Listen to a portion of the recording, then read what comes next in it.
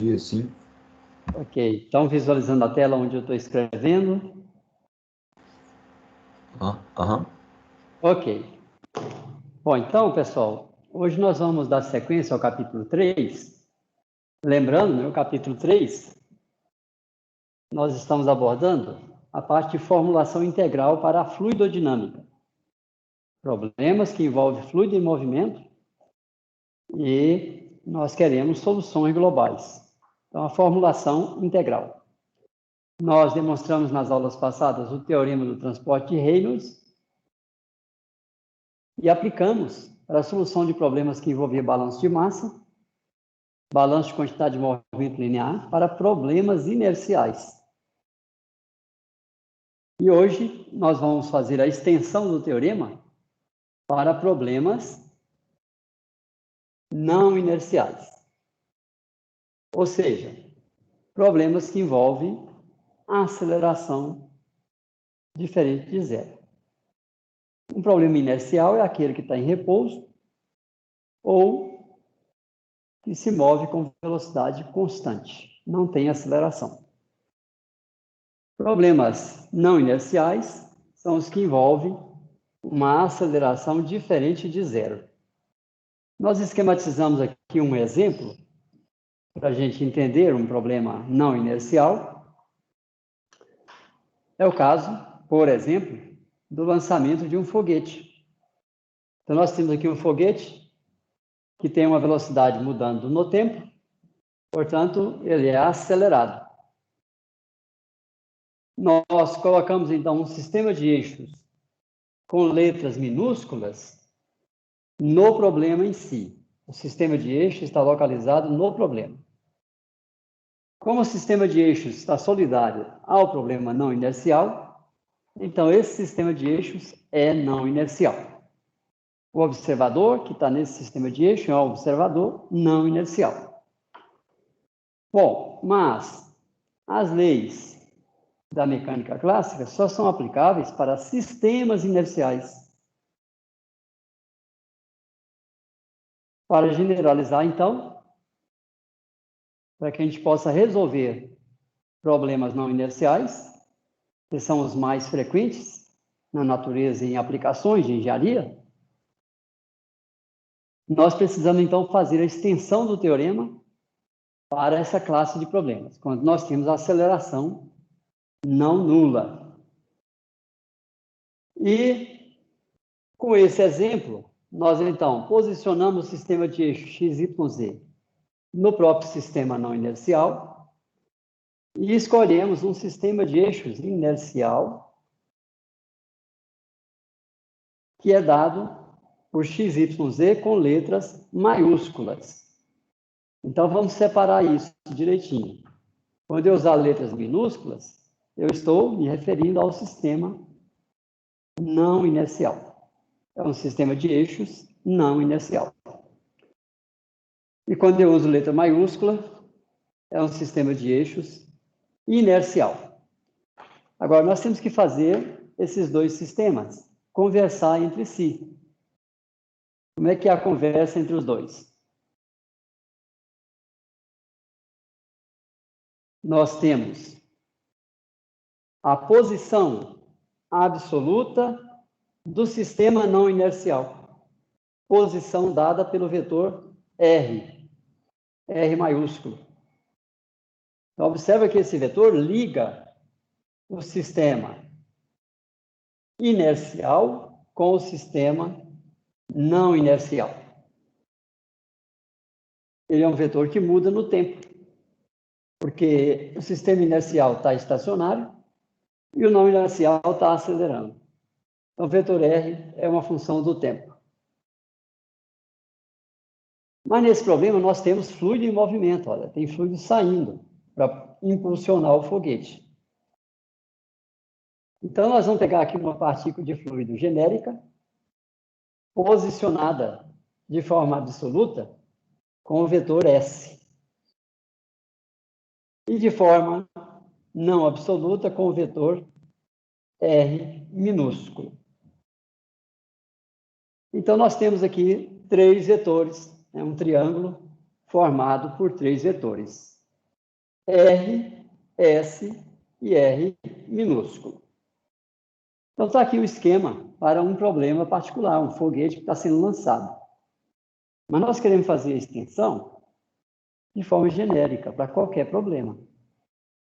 Por isso, eu redesenhei aqui à direita os meus sistemas de eixos e pegando um problema qualquer. Então, está aqui desenhado uma figura aí genérica. Ela tem um centro de gravidade, onde nós posicionamos o sistema de eixos minúsculo, x, y e z, e o sistema inercial x, y, z maiúsculos. Esse é o sistema inercial, também conhecido como sistema absoluto. Pegamos uma partícula de fluido genérica, dentro do nosso volume de controle, partícula material. Posicionamos o sistema de eixos não inercial com o vetor R. Posicionamos a partícula de forma também absoluta com o vetor S. E, novamente, posicionamos a partícula de forma relativa com o sistema não inercial com o vetor R minúsculo. R minúsculo. Bom, daí nós podemos escrever o seguinte.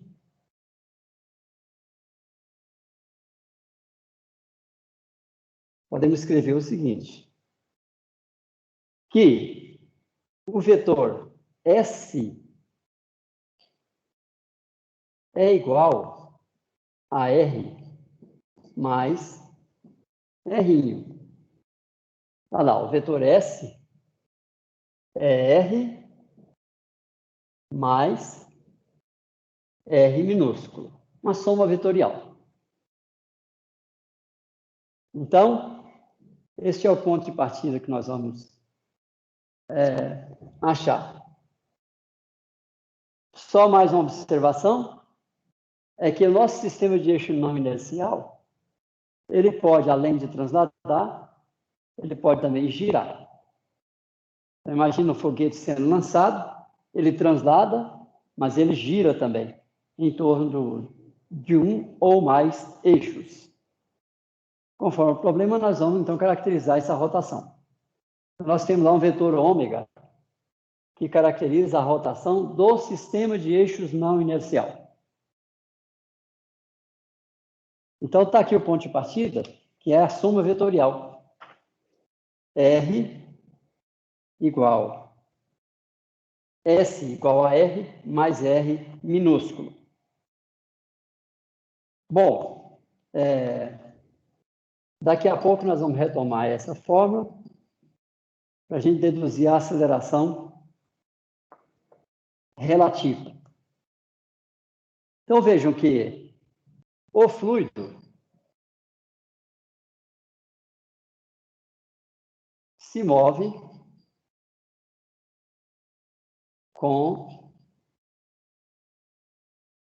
velocidade v. Está lá a velocidade da partícula de fluido se movendo. O fluido se movimenta com velocidade v. Tem também uma aceleração dv dt em relação ao observador não inercial.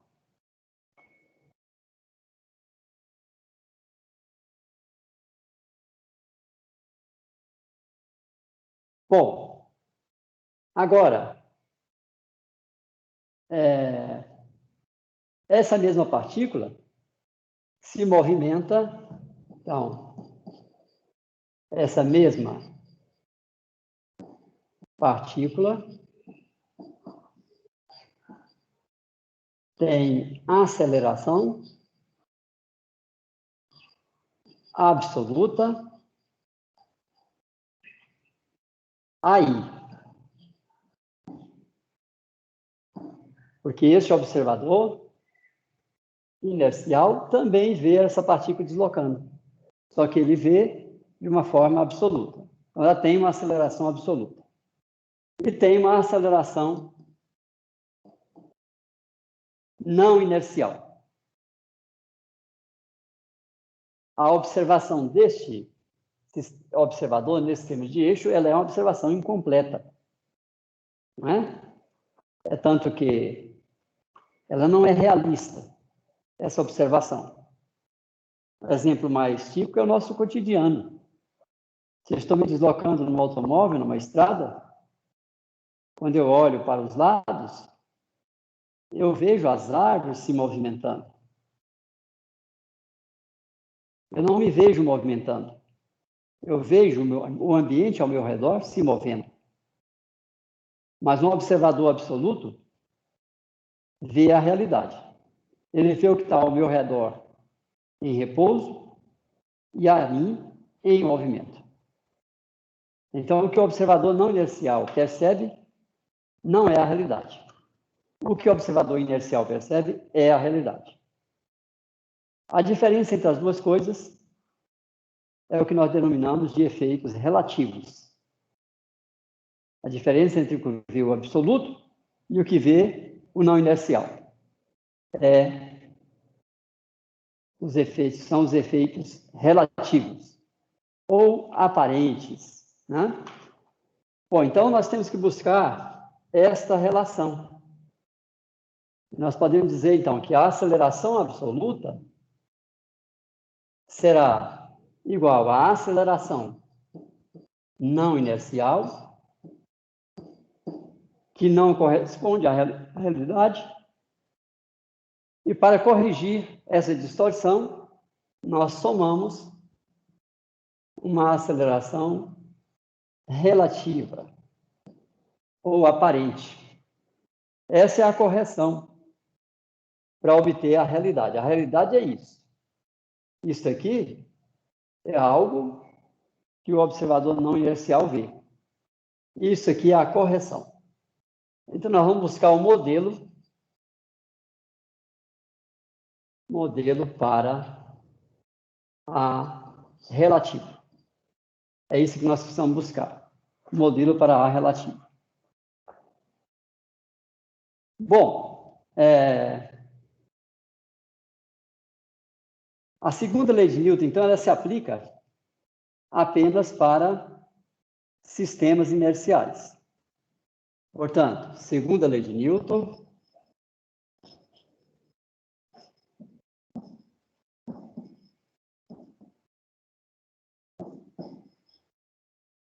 Segunda lei de Newton, nós vamos ter que a força externa ao sistema tem que ser igual a m vezes a aceleração absoluta ou inercial. Só pode ser aplicada para sistemas inerciais. Então, essa equação está correta. Massa vezes a aceleração, que agora eu posso escrever como sendo a massa vezes dv dt mais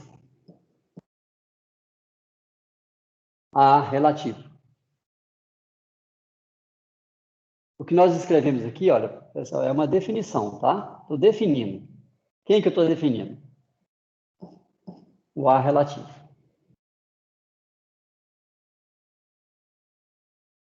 Bom, então, daqui nós tiramos que a força externa ao sistema menos a massa vezes o A relativo é igual a massa dv dt. Então, esta é a segunda lei de Newton para sistemas não inerciais. Se o meu sistema é não inercial e eu conheço o A relativo, então eu tenho essa equação que vai permitir a gente determinar a velocidade vista por um observador não inercial. Que é isso que nós queremos. Eu quero resolver um problema não inercial. Quero resolver um problema sob o olhar do observador não inercial. Eu quero escoamento em torno da aeronave visto pelo piloto. É isso que eu busco. É o escoamento relativo à aeronave, que é o que nos interessa, é isso que vai dar o arrasto. É isso que vai dar a sustentação. Escoamento do fluido relativo à aeronave. Posso obter isso também com o olhar absoluto, mas é mais complicado de obter isso com o olhar absoluto. É mais simples eu resolver com o olhar relativo, com o olhar não inercial. Então, esta é a segunda lei de Newton para um observador não inercial. Mas para usar essa lei, eu preciso conhecer qual é a força externa ao sistema não inercial e preciso conhecer o modelo para A relativo. Então, vamos deduzir o modelinho para o A relativo. Vamos voltar à nossa equação original lá. S é igual a R mais R'. Vou derivar isso em relação ao tempo. ds dt igual dr dt mais dr dt, que é igual dr dt mais ddt de R'. Quem é R'? Rx na direção I mais Ry na direção J mais Rz na direção K. Rx, Ry e Rz são as componentes do vetor R minúsculo. O vetor R minúsculo é que posiciona a partícula de fluido em relação ao observador não inercial. Então, observa que esse vetor ele tem Rx, Ry e Rz que mudam no tempo. A partícula está deslocando, então isso vai mudar no tempo. Mas o sistema de eixo também gira. Então, o I e JK, que normalmente são constantes, quando o sistema de eixo gira, eles são variáveis com o tempo. Porque o eixo está girando. Porque o sistema está girando. Então, nós vamos retirar daqui que ds dt é dr dt mais drx tti dry dtj drz dtk mais, lembra que o IJK varia no tempo, então vai ficar Rx di dt mais Ry dj dt mais Rz dk dt.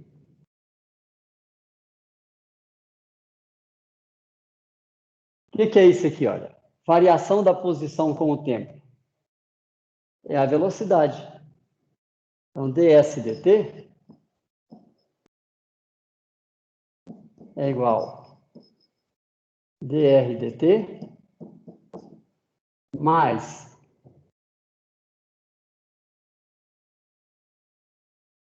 que é o vetor v, mais v mais isto aqui, olha, é igual a velocidade angular, produto vetorial com R. Produto vetorial com R.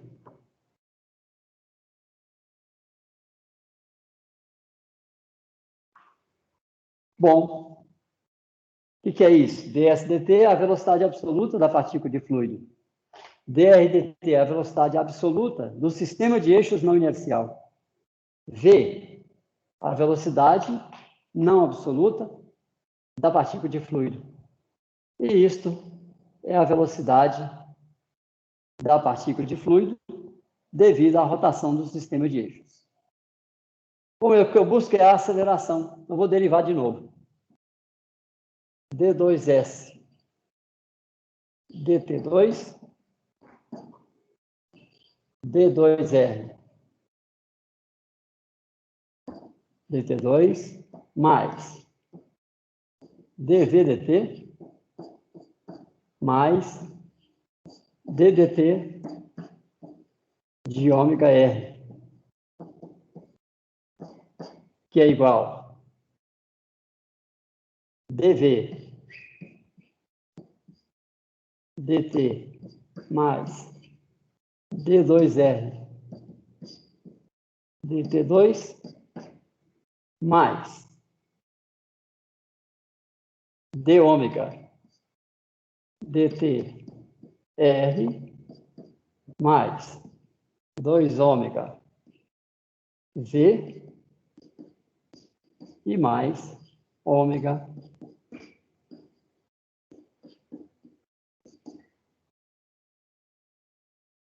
essas passagens aqui, olha, ddt de ômega dr, aí vocês podem destrinchar isso em casa. Bom, pessoal, se eu comparo agora esta relação, veja bem, d2s dt2 é o A absoluto, é a aceleração absoluta. Isso é igual a dv dt mais d2r dt2 mais d ômega dt vetorial R mais 2 ômega V mais ômega R.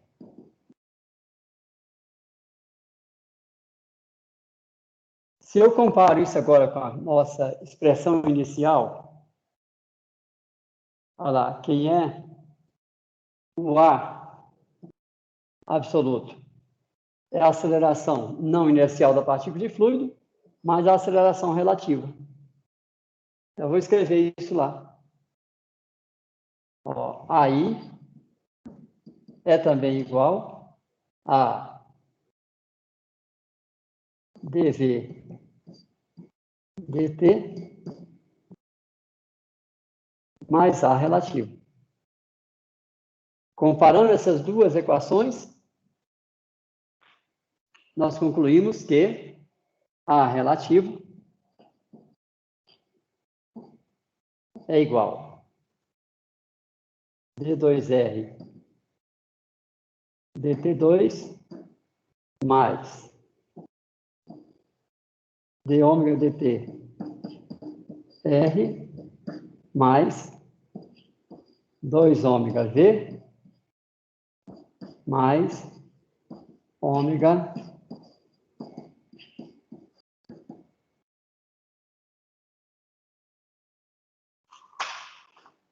Está aqui, então, o modelo para o A relativo. Com esse modelo, então, eu consigo resolver problemas não inerciais, usando a segunda lei de Newton. Pessoal, tudo bem até aí?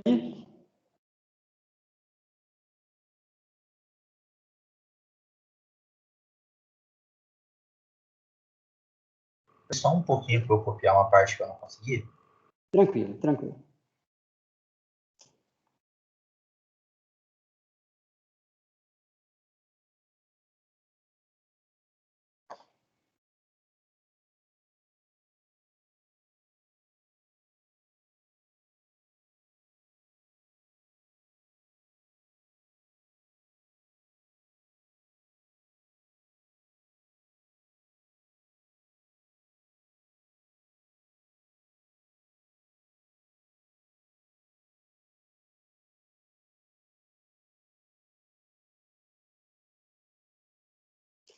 Ok.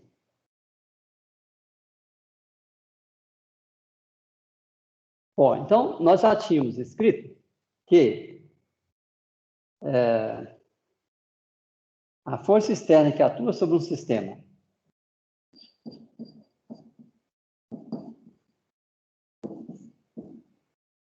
não inercial menos a massa.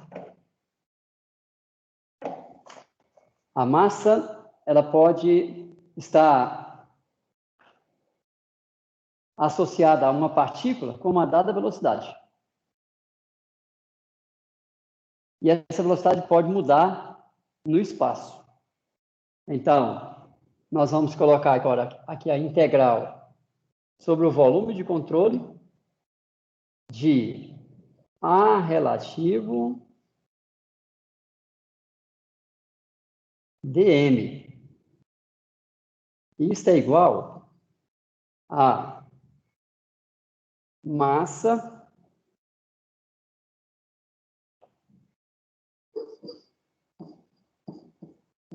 dv dt. É aquela equação anterior lá, ó. Essa equação aqui, ó, que é a extensão da segunda lei de Newton para problemas não inerciais. O que eu fiz foi substituir isso aqui, olha, no lugar da massa total, eu substituí a integral do elemento de massa vezes o ar relativo daquele elemento de massa. Porque a aceleração pode estar mudando de partícula para partícula. Bom, pessoal, mas mdv/dt, isso aqui é a segunda lei de Newton, para problemas não inerciais. Mas mdv/dt é a derivada ddt da integral sobre o volume de controle de ρ v dv mais a integral sobre a superfície de controle de ρ v d escalar de A.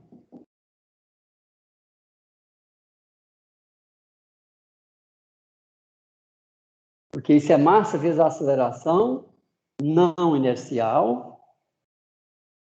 E o lado direito também se refere ao volume de controle não inercial. Esse aqui é não inercial.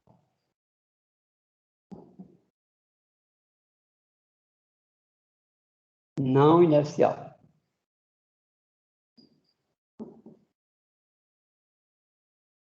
Não inercial.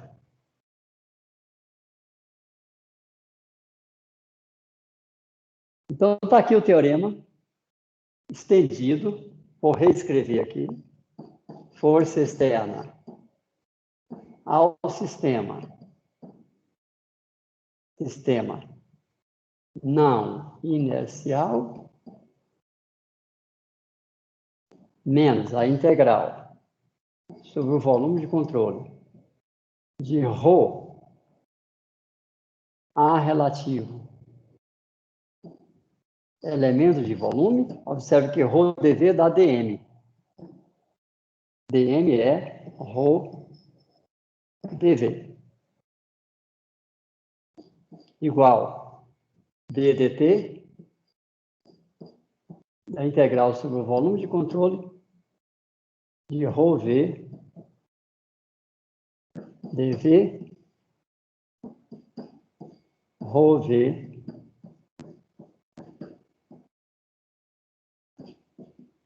v escalar de A.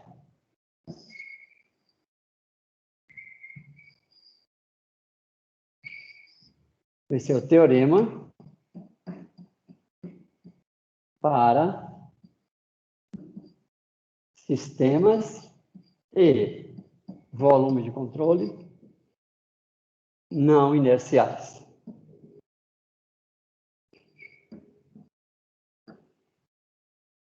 A diferença que tem, então, entre ele e o que nós já tínhamos visto é a presença desse termo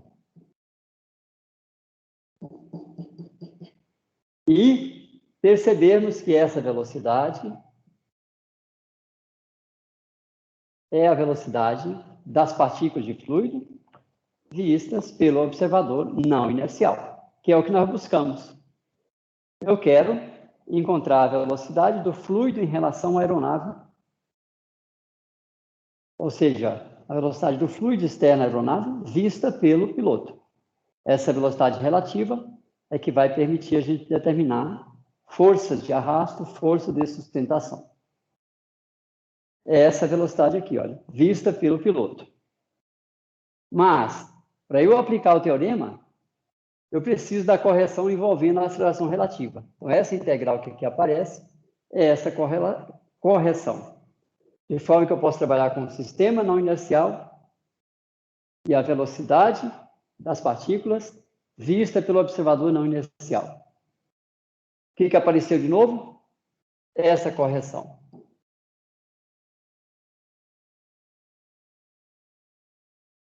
Essa correção. Ok, pessoal?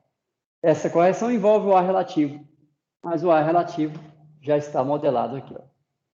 Nós vamos ver agora nas aplicações que se eu tenho os dados de entrada do problema, os dados, as informações relativas ao problema, eu consigo então calcular quem é a aceleração relativa. Ou, se eu não consigo calculá-la, ela vai estar envolvida na equação diferencial, cuja solução trará as informações que a gente busca. Ok, pessoal? Então, está aí a extensão pronta. Nós vamos fazer agora são as aplicações. Então, vamos fazer aplicações.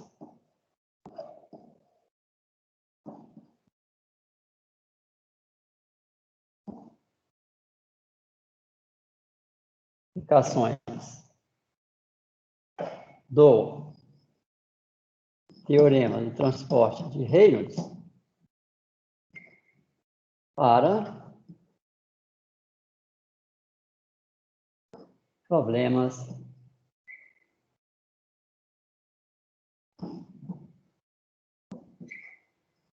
não inerciais.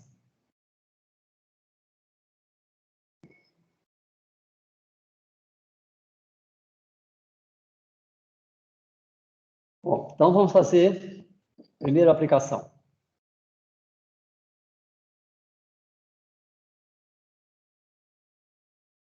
Carrinho acelerado.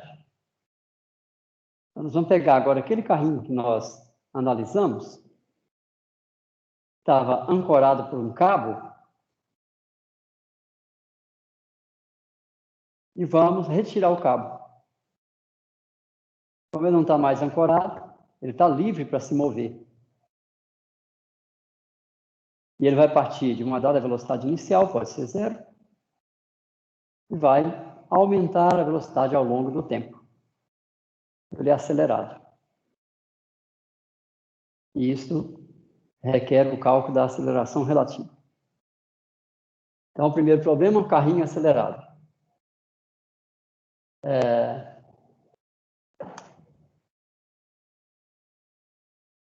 Vou colocar aqui o problema A. Modelo físico.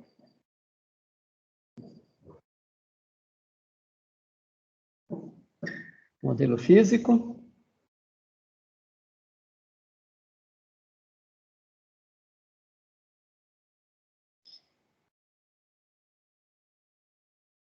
Então, nós temos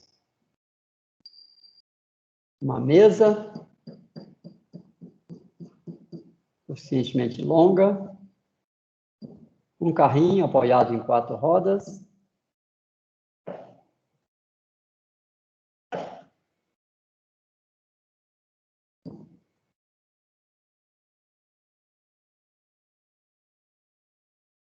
um reservatório,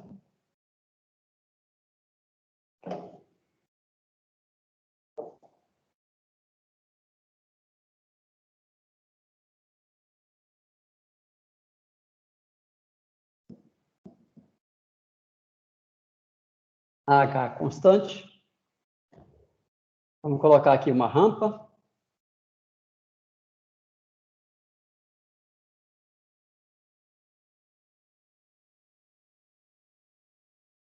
O jato colide contra a rampa e deflete.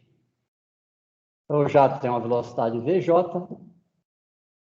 e uma área AJ. Detalhe agora é que ele não está ancorado, não tem o cabo. Ele pode acelerar tanto para a direita quanto para a esquerda, dependendo do ângulo θ.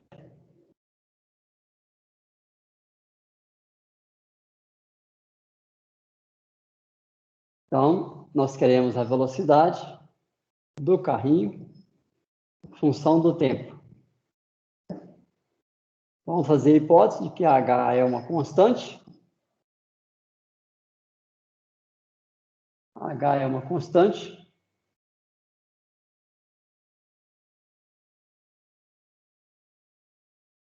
Vamos fazer a hipótese de que a força de resistência, é uma constante vezes a velocidade do carrinho. O D aqui é de arrasto.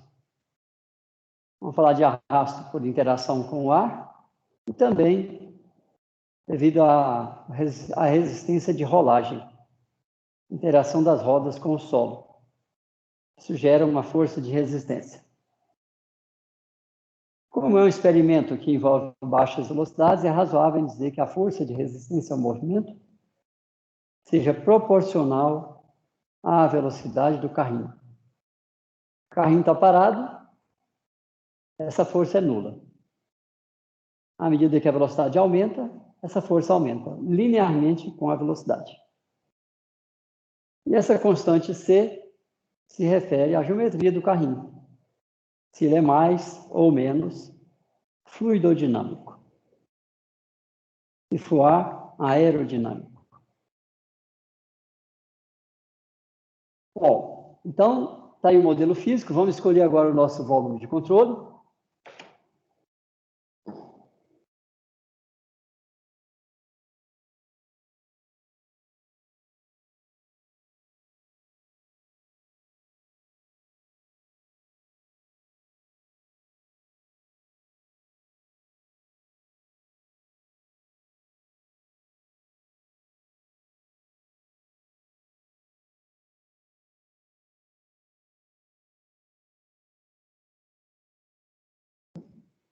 Está aí o volume de controle.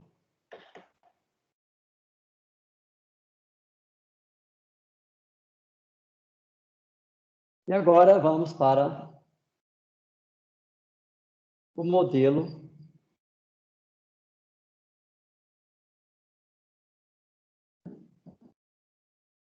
matemático.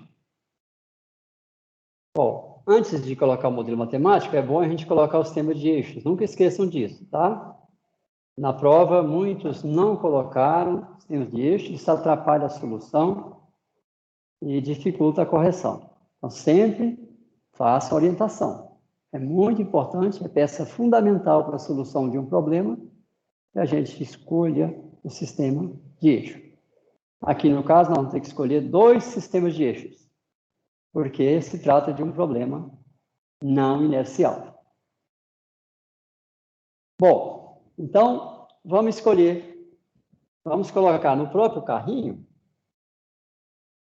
o sistema X e Y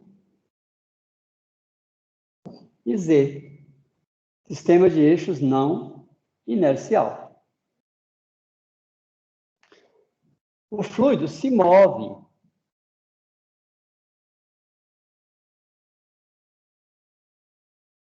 buscando a saída. Tem o movimento do fluido. Então, vamos pegar aqui uma partícula qualquer, ó. Partícula de fluido. Ela está posicionada em relação ao sistema não inercial. com o vetor R minúsculo. Vou buscar um sistema de eixos inercial que está posicionado em uma estrela distante. X, Y, Z. Aqui está o vetor R.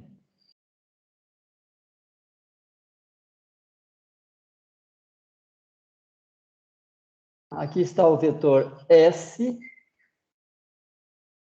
e o vetor R minúsculo. E o carrinho tem um movimento de translação apenas. Ele não gira. Então, vetor ômega é zero. Ele não gira.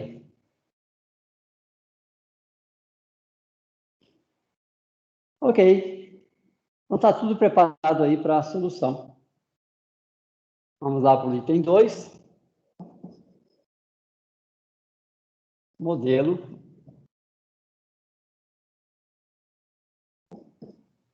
matemático.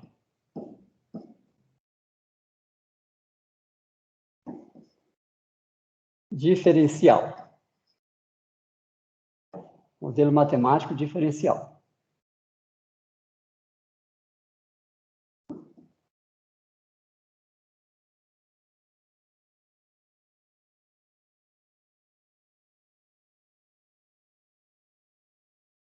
Vamos pegar, então, a componente. Observe. Este é um problema que envolve massa, que envolve aceleração, envolve velocidade mudando no tempo. Então, isso nos remete à segunda lei de Newton. E a segunda lei de Newton se escreve, para problemas não inerciais, se escreve da seguinte forma. Força externa ao sistema não inercial menos a integral de ρA relativo dV igual ddt da integral sobre o volume de controle ρ v dV mais a integral sobre a superfície de controle ρ v VDA. VDA. Vamos agora escrever. Observe, isso é uma equação vetorial. Força é um vetor, A relativa é um vetor, velocidade V é um vetor, V é um vetor. Então, isso é uma equação vetorial. Vamos pegar dessa equação vetorial a sua componente na direção de interesse. Começar pela direção X. Olha lá, direção X, direção do movimento. Então, nós vamos ter que a força externa ao sistema na direção X igual a ou menos integral sobre o volume de controle de ρ A relativo na direção X dV igual ddt da integral sobre o volume de controle de a componente x do vetor v. Ρ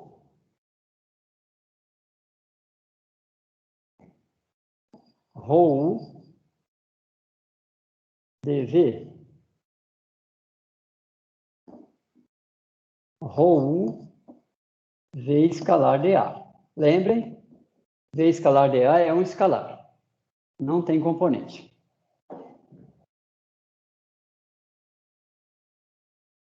Ok, pessoal. Então, agora nós precisamos avaliar quem é o A relativo para o nosso problema.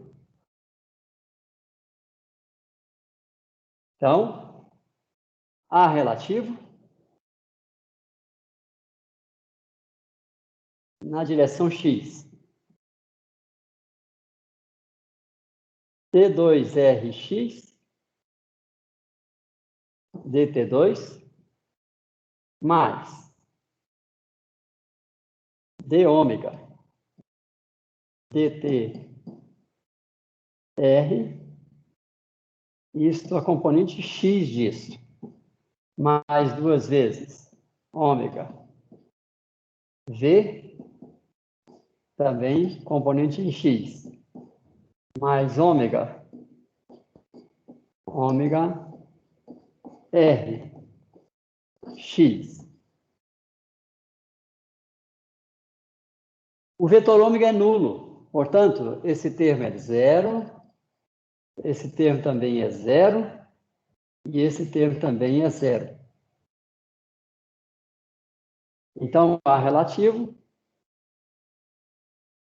na direção x, vai ficar ddt de drx dt. Só reescrevi. A segunda derivada é a derivada da primeira derivada. Por que eu reescrevi assim? Porque quem seria o vetor? Quem é a componente Rx do vetor R? Aqui, ó, o eixo X é esse. Essa é a posição R.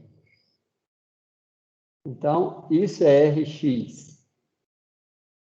Então, vamos perguntar, pessoal, o que é drx dt?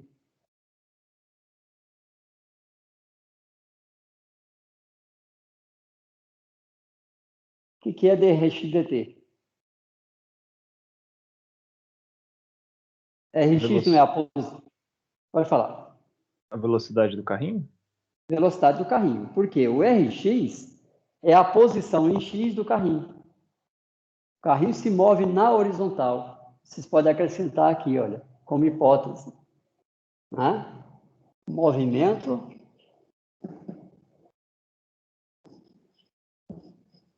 em x apenas. Então, drx dt é a própria velocidade do carrinho. Portanto, sobra dv dt.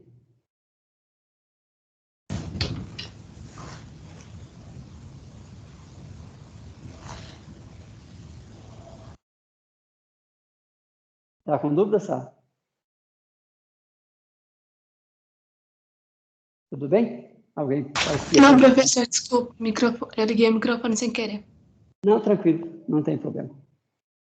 Bom, pessoal, então, agora nós vamos pegar essa expressão do A relativo x, substituir na equação precedente. Nós vamos ter, substituindo lá, nós vamos ter, então, a força externa em x. Força externa ao sistema não inercial em x. Menos a integral sobre o volume de controle de ρ A relativo em x. dvc dt dv igual.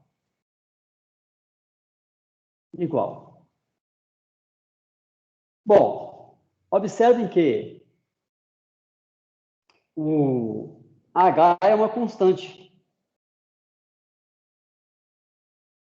Portanto, a quantidade de movimento linear, que é U vezes dm, quantidade de movimento linear integrada no volume, isso nos dá a quantidade de movimento linear total contida no volume de controle.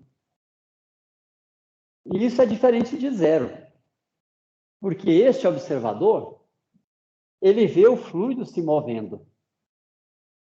Lembrem, vou frisar de novo, o lado direito é avaliado segundo o observador não inercial.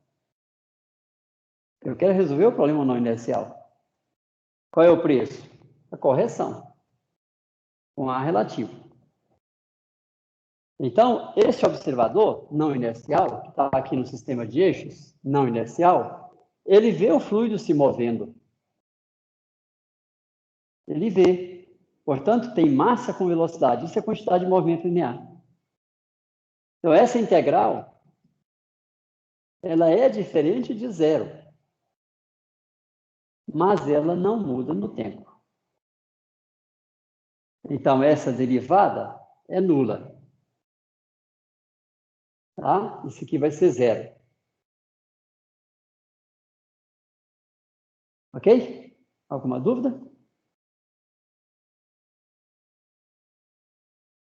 Bom, agora eu tenho que resolver a integral de superfície. Integral de superfície vai se resumir ao fluido saindo.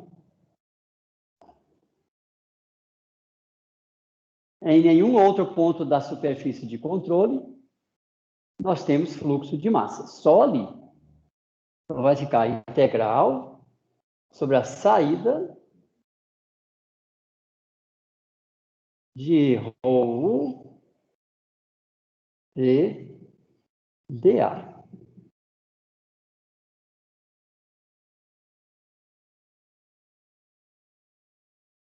Agora vamos fornecer os dados. A força externa na direção x, força externa na direção x, se resume à força de resistência ao movimento.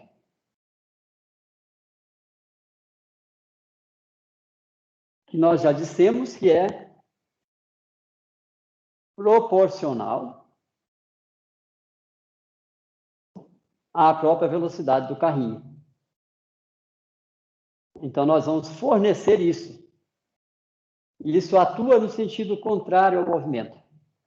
Então, a força externa menos C, velocidade do carrinho, menos ρ dvc dt, é uma constante no volume.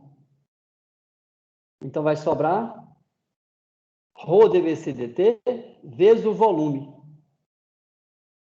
que é a massa vezes dvc dt. Repetindo. Eu posso passar dvc dt para fora.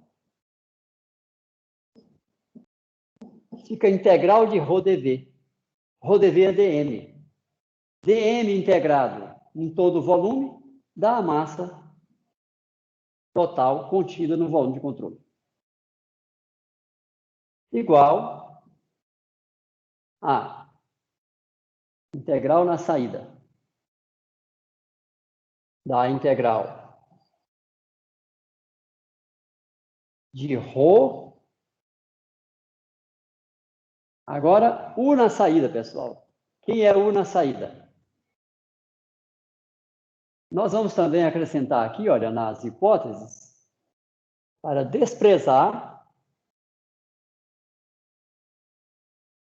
desprezar efeitos viscosos. É o quanto que o fluido desacelera na rampa. E também desprezar os efeitos gravitacionais. Portanto, o fluido não desacelera. E aqui na saída, nós vamos ter um vetor V.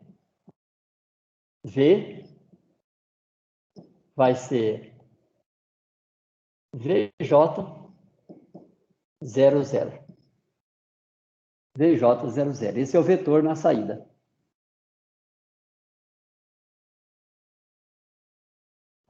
Deixa eu corrigir isso aqui, que vai dar confusão. O vetor V, que aqui está, vetor V, terá módulo VJ, tá? Módulo de V é igual a VJ.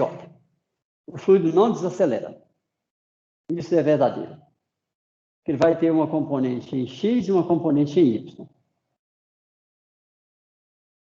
Então eu pergunto, qual é a componente em X? Vocês concordam que é VJ cosseno θ? Aqui vai ficar VJ cosseno de θ. V escalar dA é a norma de V, que é VJ, fica ao quadrado. E dA. E o cosseno do ângulo entre os dois vetores. Eles são colineares no mesmo sentido. Então, o cosseno dá positivo.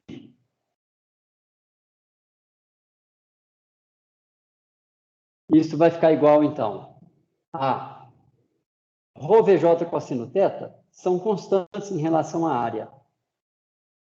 Então, vai ficar ρ VJ ao quadrado cosseno θ integral de dA em toda a saída, que é o próprio AJ. Percebam que, se aqui eu tenho AJ, se a velocidade não muda, então na saída eu tenho também AJ, para conservar a massa. Ok, pessoal. Então, nós vamos ter que... vou dividir tudo pela massa do carrinho. Vai ficar dVc dt mais C sobre M VC igual ρ VJ ao quadrado cosseno θ AJ dividido por M.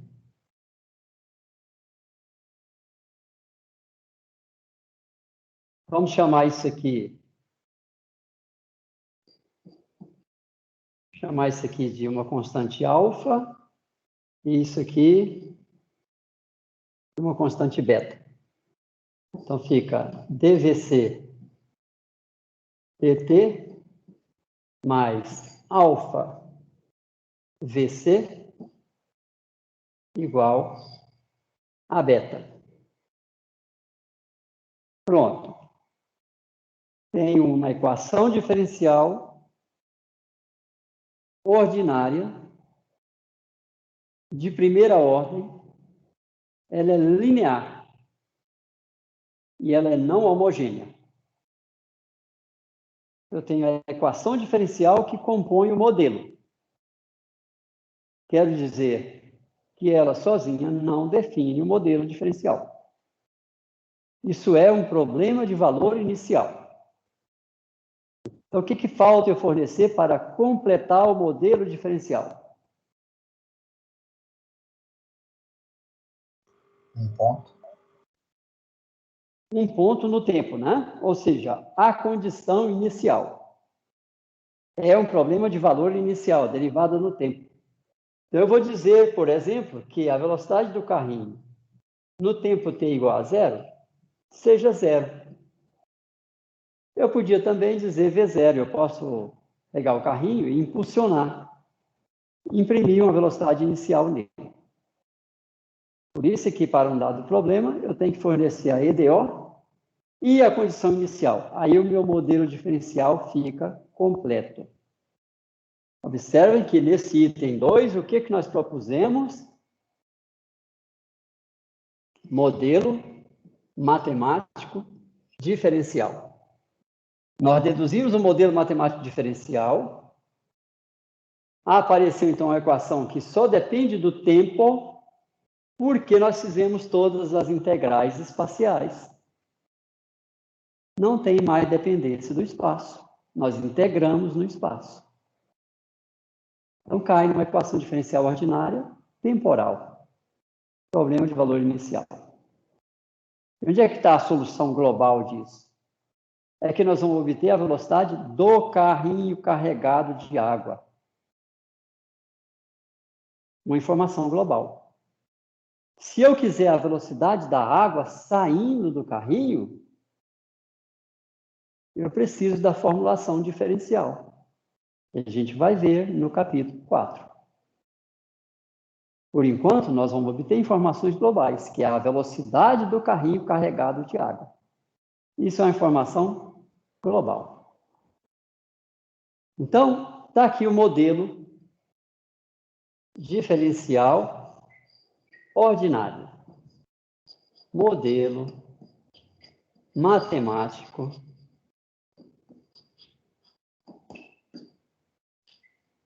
diferencial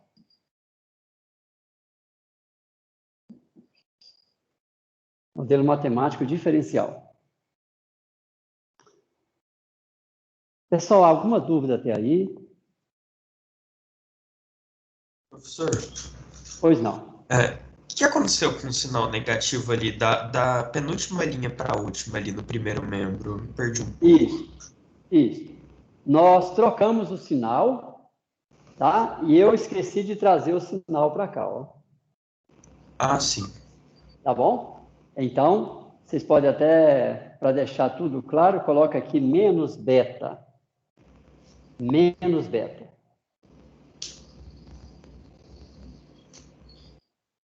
Tá bom? Obrigado por observar que estava errado. Eu multipliquei por menos 1, mas eu esqueci de multiplicar o segundo membro. Bom, pessoal, 3. Eu quero agora o modelo matemático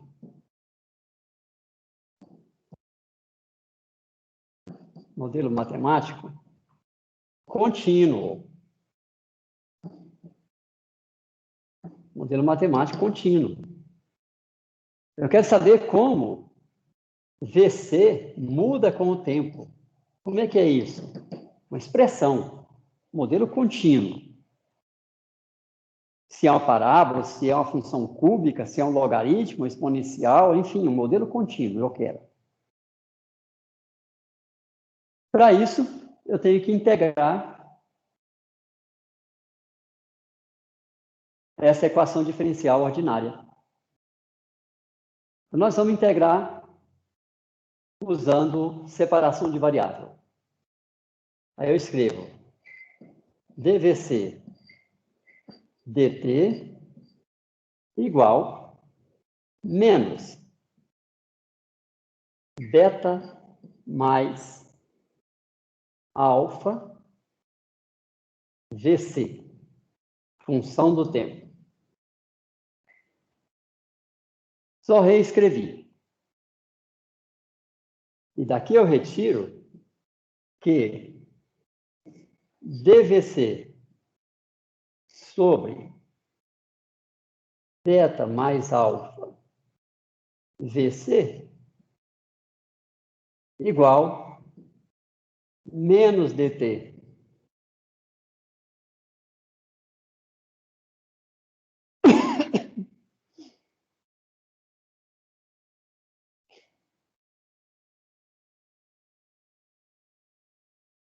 E, pessoal, alguma dúvida até aí? Agora eu vou integrar. Integral, no tempo. Vai variar de um tempo zero até um tempo genérico. Vou mudar a variável de integração. Quando o tempo t é zero, a velocidade do carrinho é zero. Nós especificamos isso. E quando o tempo t é genérico, A velocidade do carrinho também é genérica.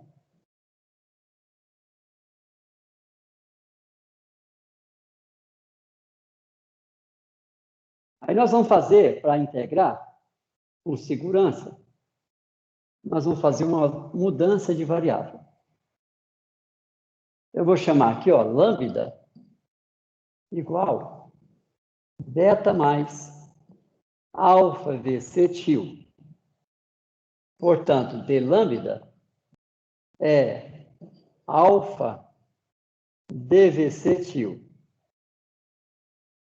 Ou dvc tio igual 1 sobre alfa d lambda.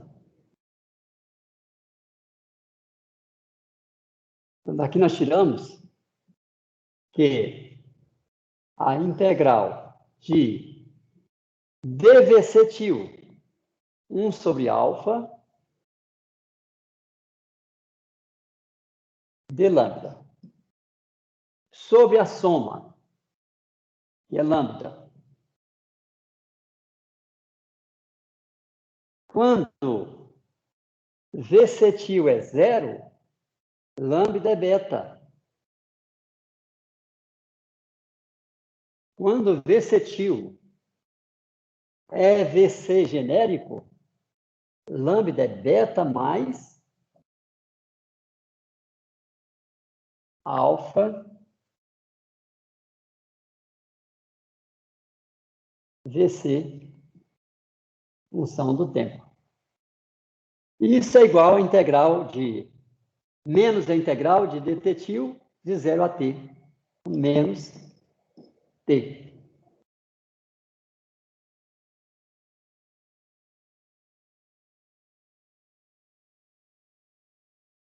Logo, pessoal, nós vamos ter que... Eu vou multiplicar tudo por alfa, aí vai ficar ln de beta mais alfa VC função do tempo, dividido por beta, igual menos alfa t. Menos alfa t.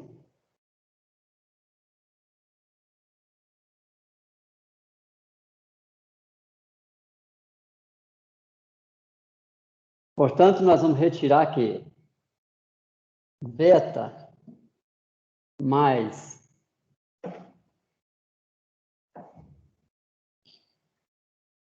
alfa VC sobre beta é igual a E a menos alfa t.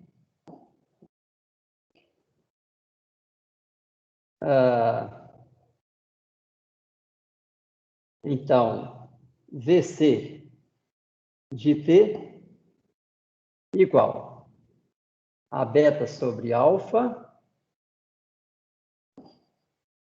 que multiplica 1 mais 1 menos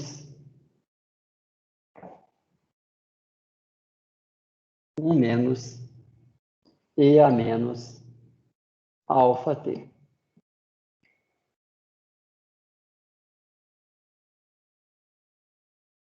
Vou ver aqui o sinal, menos beta.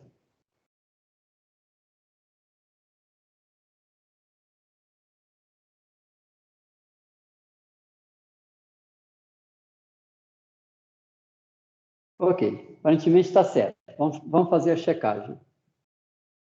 Ó, VC de t é beta sobre alfa, 1 menos E a menos alfa t. Se t é zero, dá zero, que é a condição inicial imposta. E se t cresce, o termo exponencial vai para zero. Aí sobra beta sobre alfa, que é a chamada velocidade terminal. À medida que o carrinho acelera, à medida que a velocidade aumenta, lembra, a força de resistência aumenta linearmente com a velocidade. Então, nós temos a água saindo, que propulsiona, e temos a força de resistência, que resiste. Quando as duas se igualam, o carrinho não acelera mais. Aí ele atinge uma velocidade constante, que nós vamos chamar de velocidade terminal. É a velocidade que o carrinho atinge quando estabelece o equilíbrio. Bom, isso aí já é interpretação física. Por enquanto, é só uma verificação que estamos fazendo. Eu pergunto, para verificar, pergunto para vocês, qual deve ser a unidade de beta sobre alfa?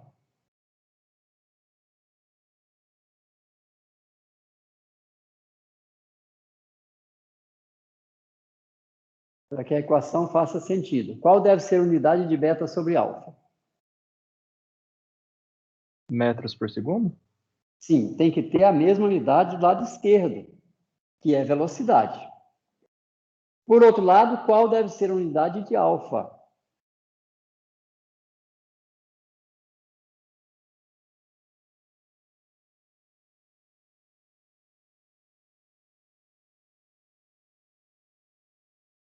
Observa que E elevado a alguma coisa, esse argumento não pode ter unidade.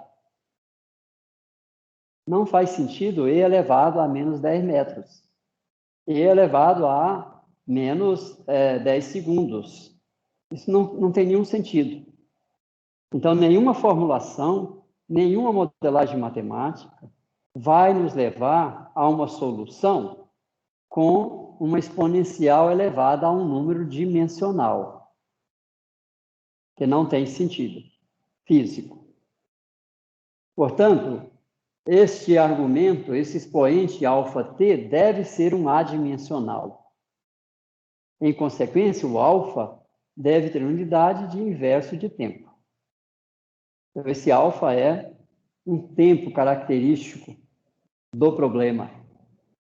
E αt é um tempo adimensional. É um tempo adimensionalizado.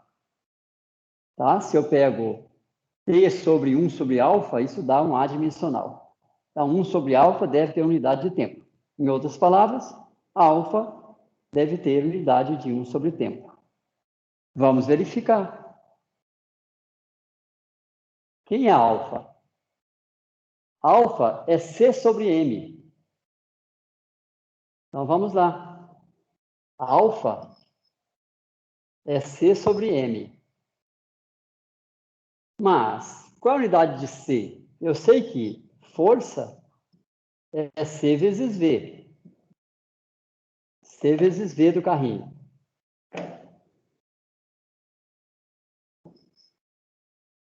Portanto, a unidade de C tem unidade de força por velocidade. Newton por metro por segundo. É Newton vezes segundo por metro.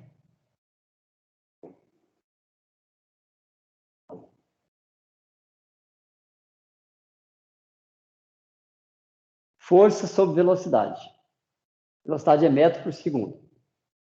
Mas esse aqui, por sua vez, Newton é massa vezes a aceleração vezes segundo por massa, quilograma. Então, quilograma cancela.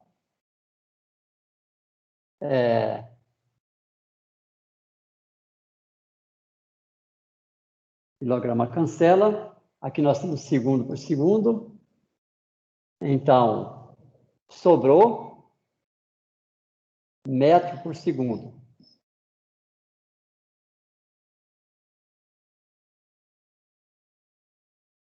Vamos refazer que tem algum erro, tá? Vamos refazer. Não está dando consistência. Vamos revisar. Unidade de C é a unidade de F por unidade de velocidade.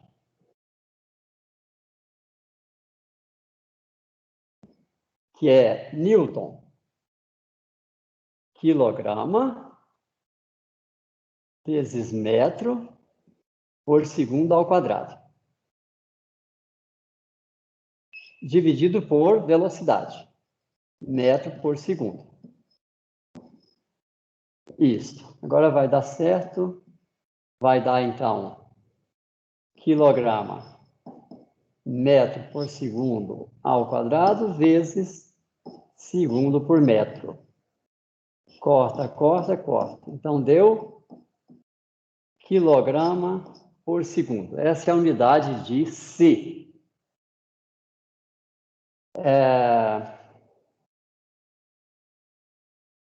Para não confundir, tá? Toma cuidado. Não confundir a letra M de metro com a letra M de massa, que eu estou usando a mesma letra para duas coisas. Então, o que é a unidade de alfa? É a unidade de C, quilograma por segundo, por massa, que é quilograma. Portanto, a unidade de alfa é 1 sobre segundo. 1 sobre segundo vezes segundo sobra adimensional. Agora vamos ver a unidade de beta. Quem é beta?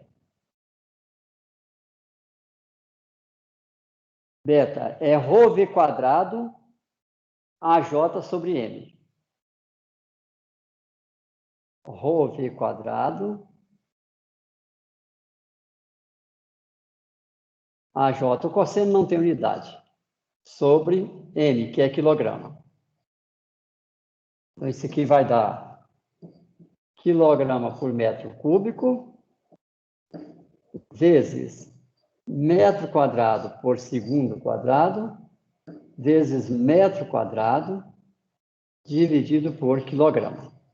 Quilograma cancela. Metro, metro, metro cúbico, sobra, então, metro por segundo ao quadrado. Metro por segundo ao quadrado. Essa é a unidade de beta. Então, o que é a unidade de beta sobre alfa? Vai ser metro por segundo ao quadrado, dividido por segundo. Dividido por 1 sobre segundo. Sobra, então, metro por segundo, que é unidade de velocidade compatível com velocidade. Ok? Então, pessoal, na solução de um problema é sempre bom a gente verificar. Isso não é validação. Não quer dizer que meu modelo está certo. Mas, pelo menos, está atendendo a alguns critérios de consistência. Isso se chama verificar. Validar é quando eu comparar o meu modelo com alguma referência. Seja ela de um experimento material, você está testando o carrinho em cima da mesa, seja ela de uma simulação mais elaborada, mais completa, né? Um modelo computacional.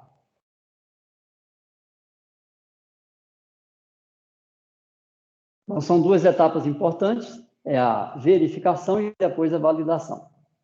Bom, agora vamos fazer alguma aplicação. 4.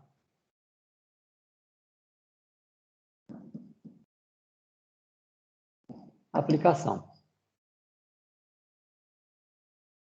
Por exemplo, saber como é que isso muda no tempo. Velocidade do carrinho, função do tempo. Se eu olho, então, a expressão, eu vejo que parte de zero,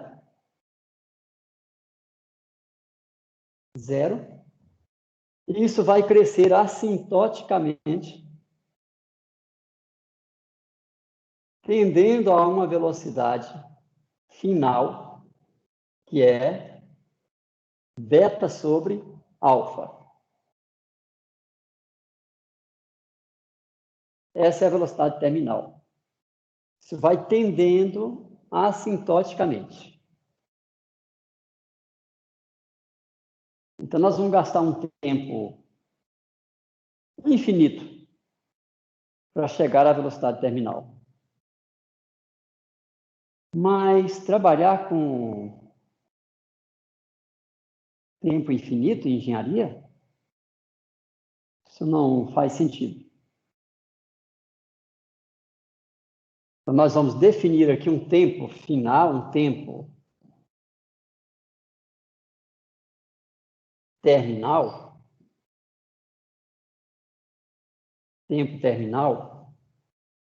tal que a diferença entre a velocidade neste tempo e a velocidade terminal seja 1%. Uma convenção. Eu não quero 1%, eu quero algo mais rigoroso. Coloca 0,1%. Tá? Depende do grau de rigor que a gente quer. Então, eu quero determinar, como aplicação, qual é o tempo necessário para que a velocidade do carrinho não mude mais significativamente. Eu vou ter que a velocidade do carrinho em T terminal é beta sobre alfa, que multiplica 1 menos EA menos alfa T terminal. Mas, eu estou dizendo que isso aqui vai ser 0,99 de V terminal, que é beta sobre alfa.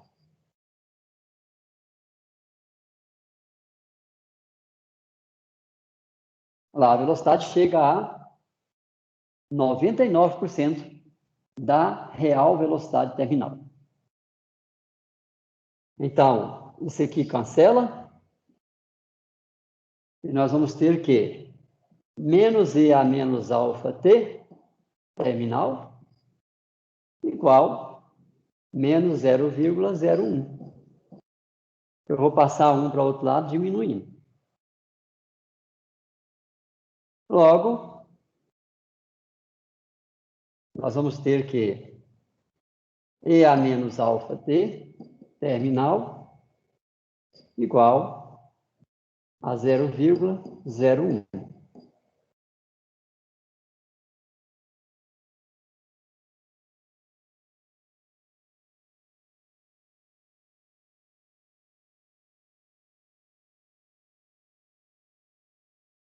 Vamos ter, então, que menos alfa T terminal é igual a ln de 0,01. Logo, T terminal é menos 1 sobre alfa, ln de 0,01.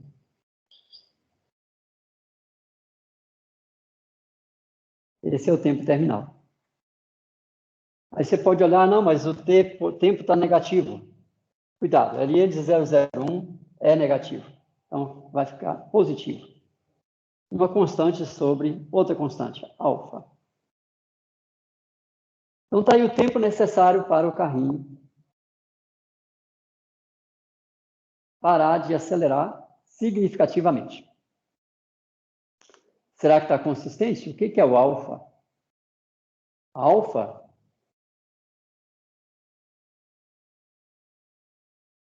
é C sobre M, é C sobre a massa. Alfa, C sobre a massa. Observe que quanto maior o alfa, menor o tempo necessário para ele parar de acelerar. Quanto maior o alfa. Alfa grande significa C grande. C grande é grande resistência ao movimento. É um carrinho que não é fluidodinâmico. Não é aerodinâmico. Então, ele vai parar de acelerar rapidamente. Por outro lado, C será, alfa será grande se a massa for pequena. Se a massa é pequena, o carrinho vai parar rápido, tem pouca inércia.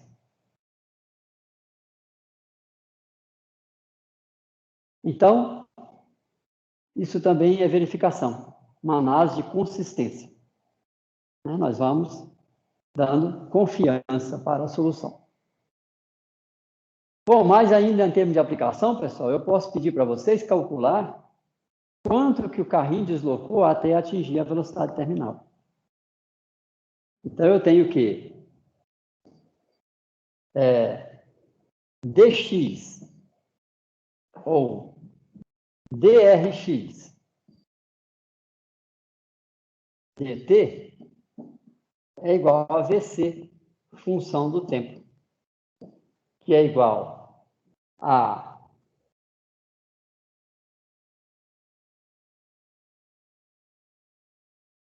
beta sobre alfa, 1 menos IA menos alfa t. Portanto, a posição do carrinho, função do tempo, vai ser beta sobre alfa, que multiplica a integral de 0 até um tempo t qualquer, de 1 menos IA menos alfa t.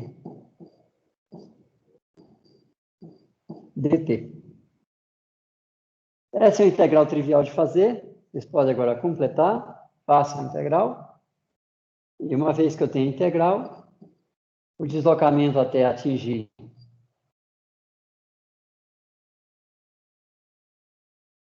o regime terminal é pegar o resultado disso e substituir o t terminal que vocês têm o valor aqui, ó. Então, eu tenho quanto que ele deslocou. Então, eu estou tirando aí informações, né, da solução obtida para o problema. E vendo a consistência física. Tudo bem, pessoal?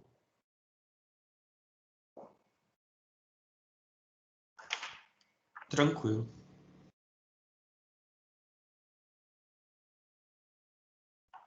Alguma dúvida?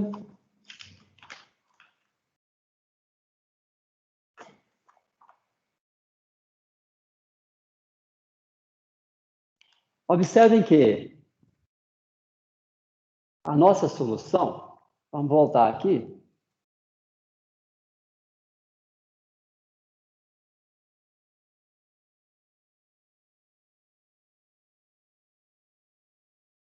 tudo vai depender deste ângulo θ. Por quê? Se eu olho a minha constante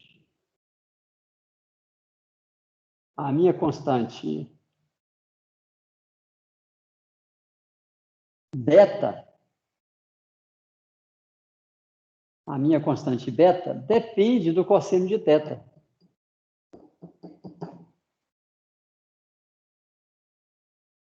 Então, vejam que se θ varia entre 0, se θ varia entre 0 e 90 graus, o beta é positivo. Então, o carrinho vai se deslocar em um dado sentido. Mas,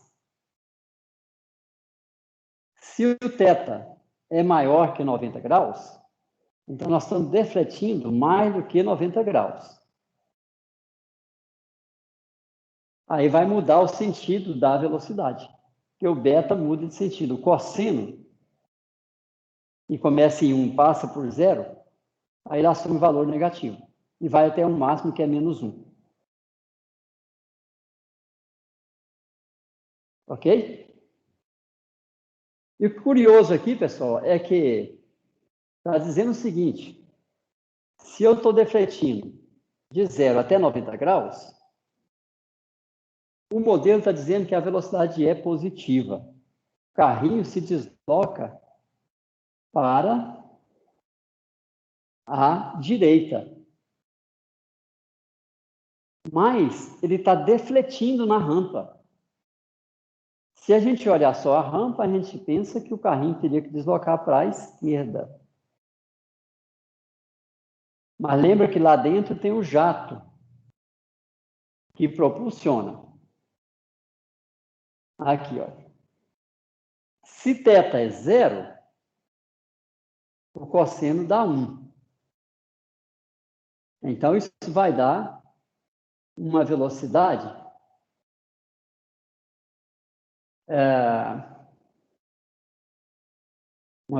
para a esquerda.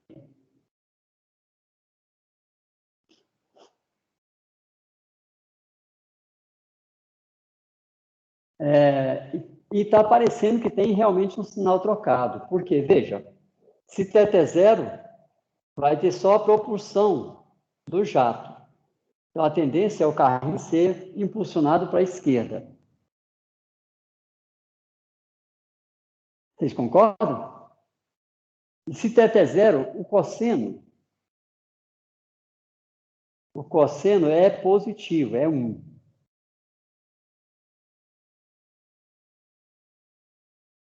Aqui tem menos beta. Vamos ver aqui se eu troquei o sinal. Menos beta, menos alfa VC. Tá certo. Porque eu levei o alfa VC para o segundo membro. Tá.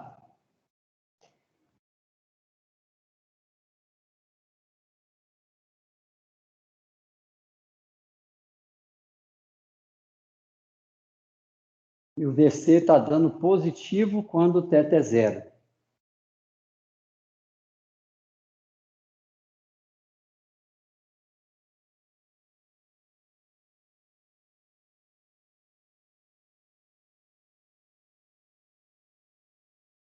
Parece ter um sinal trocado, tá? Então, esse é um exercício interessante.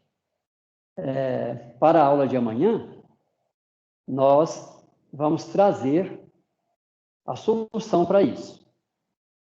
Ou a nossa interpretação agora não está certa, ou tem um sinal trocado na solução. Vocês estão entendendo qual é Isso é bom que aconteça, tá, pessoal? Eu não fiz de propósito, mas é bom porque a gente adquire capacidade de análise. Percebam que, se o θ é 0, o cosseno de θ é 1. Então, isso aqui está dando positivo. Aí fica só a propulsão gerada pela saída do fluido do carrinho. Isso vai propelir o carrinho no sentido negativo. E aqui está dando positivo, porque 1 menos E a menos alfa T é uma grandeza positiva.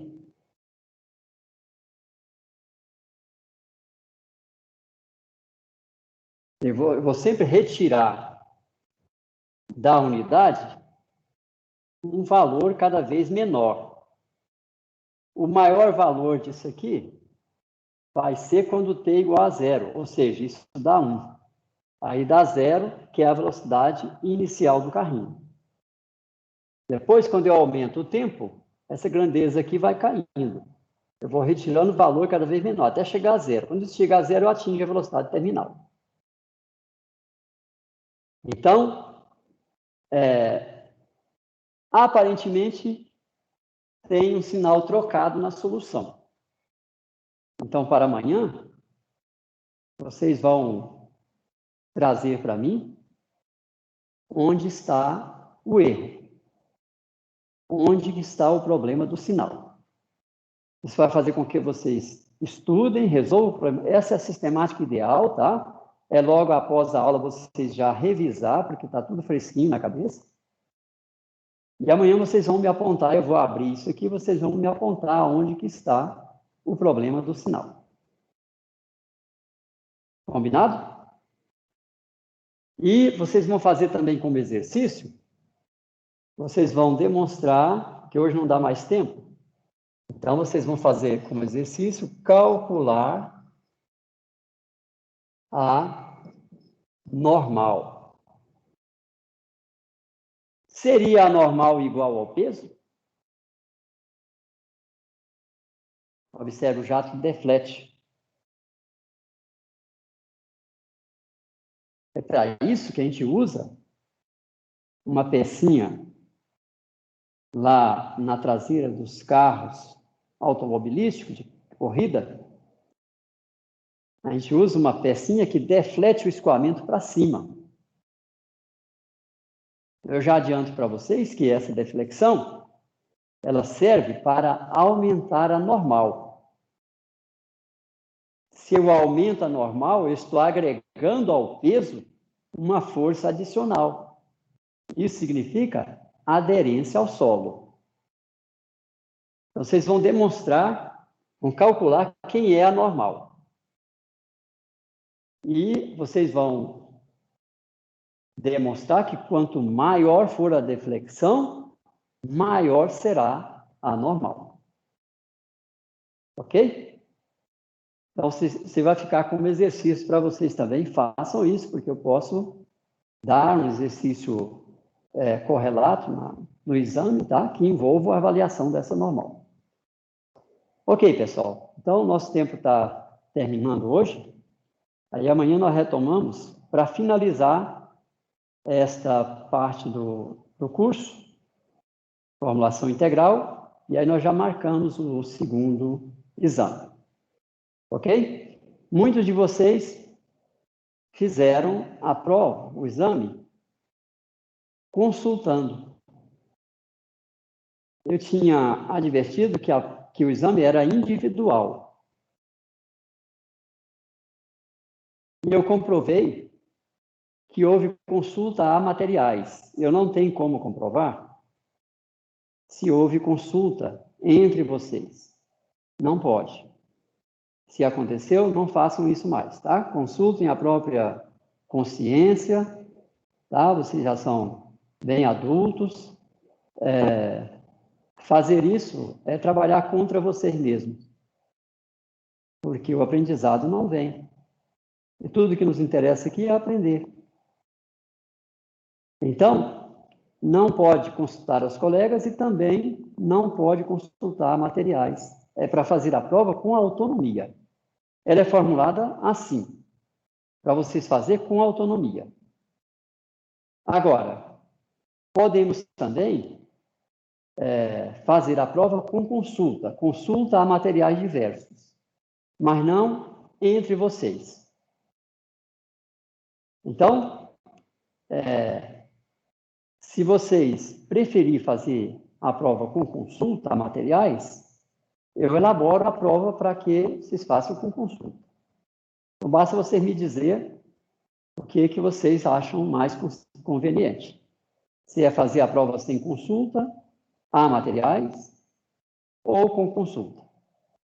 Tá? Eu, pessoalmente, vou ter menos trabalho se for sem consulta.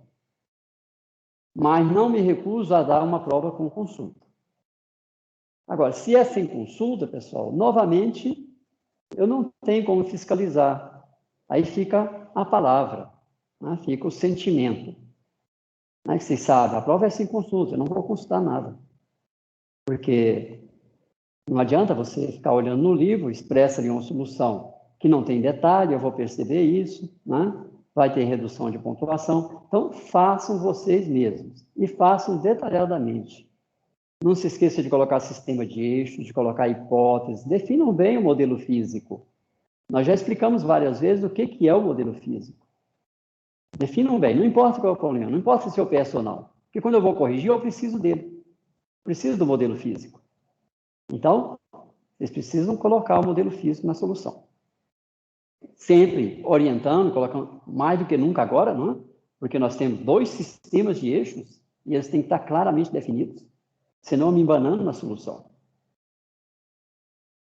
Tudo bem? Agora, se vocês chegar entre vocês a um consenso de que é melhor fazer uma prova com consulta, então eu elaboro a prova também com consulta. Não tem problema.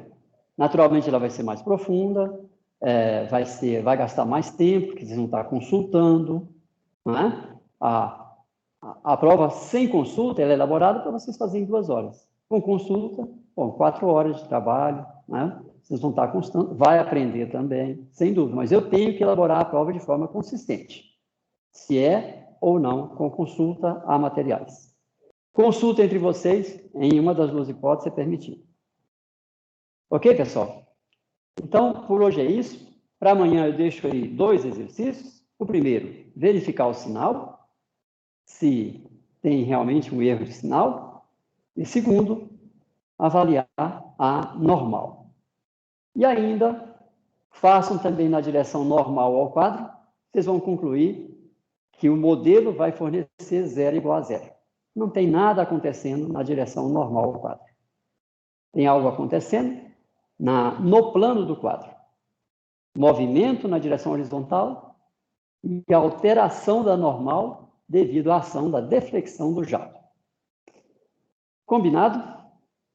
Então é isso. Um bom final de manhã para vocês.